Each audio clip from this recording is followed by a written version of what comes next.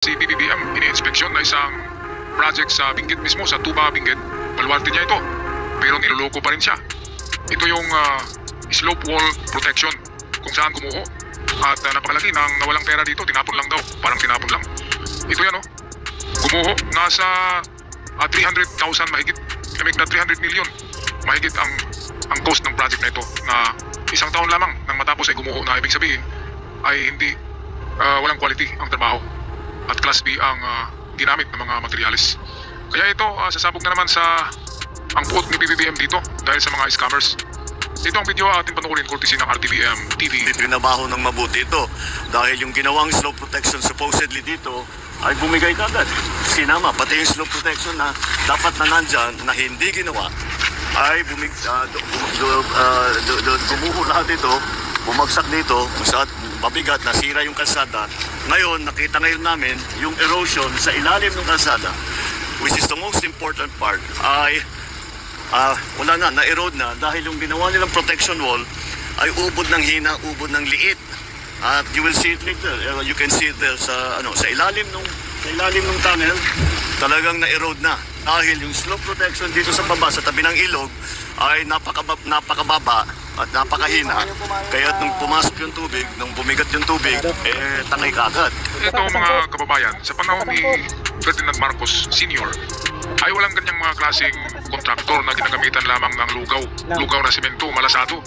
Dahil sa mayroong pang noong mga panahon ni Ferdinand Marcos ay mayroong pang death sentence, di ba? Mayroong pang bitay noon mayroong pang isa pa, mayroong martial law, di ba? Pwede kang barilin doon. Pwede kang baril ka kasi martial law nga. Kaya walang nagluloko na kontraktor. Kaya noong panahon ni Ferdinand Marcos, lahat ng kanyang istruktura ng proyekto sa kanyang panahon ay talagang matitibay, na kung saan ay hanggang sa ngayon ay ginagamit pa rin natin ng mga highways at hindi pa rin nagkabitak-bitak, di ba? Hanggang dito sa lugar namin mga highway, Marcos Highway pa rin to mga gawang Marcos pa rin, hindi nagkabitak-bitak. Pero yung mga bagong gawa, anong nangyari? Lalo na sa panahon ni Digong, di ba? Bitak-bitak yung mga konkreto dahil nga sa korupsyon, dahil sa laki ng hinihingi ng mga opisyalis sa gobyerno sa mga kontraktor, dahil sa SOP na napakalaki, 20% yata. Kaya ang mga kontraktor din ay nilulugaw na nila yung mixing ng simento.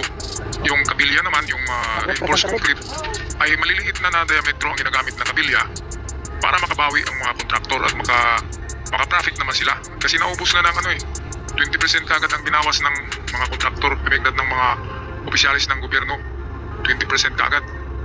Kaya ano diyan ng kontraktor, di ba?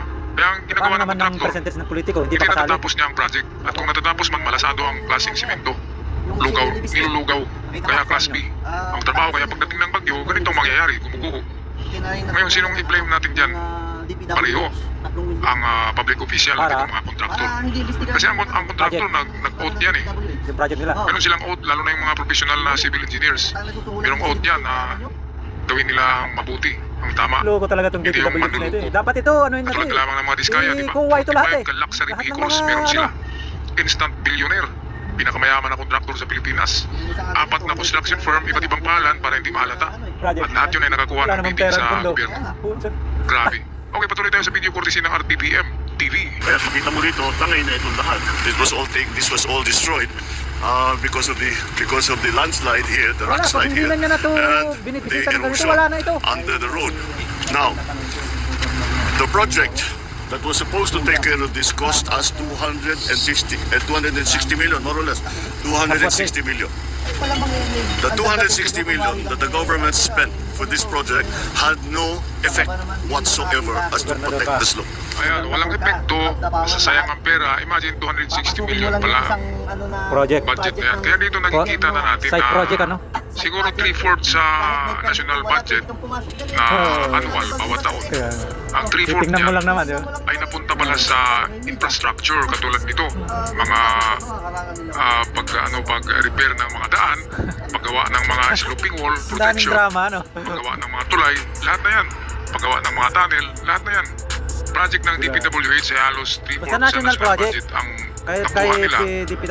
Pero ang ginawa nila ay kaya nga ninanakaw okay lang gagastos ang pamahalaan ng malaki sa infrastructure kung ito'y solidong trabaho na tatagal ng 50 years, at least 50 years. Yung kay Ferdinand Marcos ang tagal-tagal na nasa 60 years na yata. Isang mamahalaan. Yung mga gusali na pinagawa ni Ferdinand Marcos, mga tulay, ay nandyan pa rin eh. Sa Manila, tulay na may Marcos na administrasyon ay nandyan pa rin Tagalinis. dahil noon ang standard ng construction ay class A talaga. Dahil takot sila kay Ferdinand Marcos ang mga kontraktor. Kaya walang mga nag-kickback. Takot lahat kay Ferdinand Marcos. Kaya ito yung dapat gawin ni PBBM. Gayahin niya yung ama niya para matatakot Wala kang bakal yun. itong mga magnanakaw. Kasi dyan nauubos ang pera ng bayan. And then i-blame kay Marcos Tapos na mga ilang taon, sabihin si pitak-pitak Marcos yung ang titibigan nilo. magnanakaw pero hindi naman pala. Kasi kada Yun taon, pala, mayroong pundo yan eh. mga tauhan Binibigyan dyan ng sa pundo. Eh di may tipak na DPWH naman. at iba pang sangay. Mga style ng Which is ang mga tao na yan, matagal na yan. Ang mga politik, Panahon ang pa dami yan, nagpapatayan. dyan ang mga yan. Gusto lang Kaya makapwesto. nasasanay sila Dahil sa nga ganun. yan sa mga hinayupak na ano scams. na yan. Okay, balik tayo sa video. Back na yan. Parang walang ginawa. Sana hindi pareho lang. Kung hindi, wala silang tinayo, wala silang linagay na wall, wala silang linagay na Hindi pa, hindi na sila naglagay. Naglagay nga sila, nakapala naman. Ganun din ang Nasira. nangyari. Kaya Nag-landslide pa sa bigat. ang valor ng kanilang trabaho is zero, complete zero. And here's the other thing, that's why I keep talking about economic sabotage. Ang feedback natin from the mayor and from the other, the mayor of Tupa is also here. Mayor Clarita. Come join us, Larita. Halika, mayor.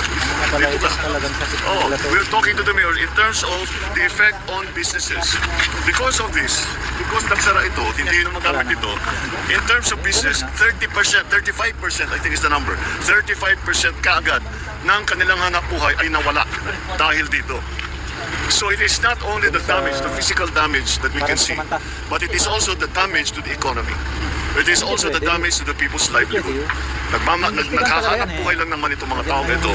Tinanggal sa kanila 35% ng kanilang hanap buhay para Lahat ng mga project, sa ng mga lumabas ang dyan sa pera mga ng gobyerno. mula nung ano. Ayan, so yan nga ang importansya ng Pinon Roads na yan Imbestigahan, na titignan kung nagkonekta matapos ng ba, kung may Manila to Baguio napagawa ba, ganun. ay dapat hindi paglaruan yung mga Yung kagaya dyan sa Bulacan, ang daming project Kasi dyan, wala nga, naman pala. from Baguio City down papuntang Manila ang Sinabi lang nandun, tingnan mo yung site. gulay at prutas Wala, sa Manila eh. walang project doon. Tapos magdilit sila, masisira yung produkto nila dahil hindi nga madaanan to. So anong mangyari?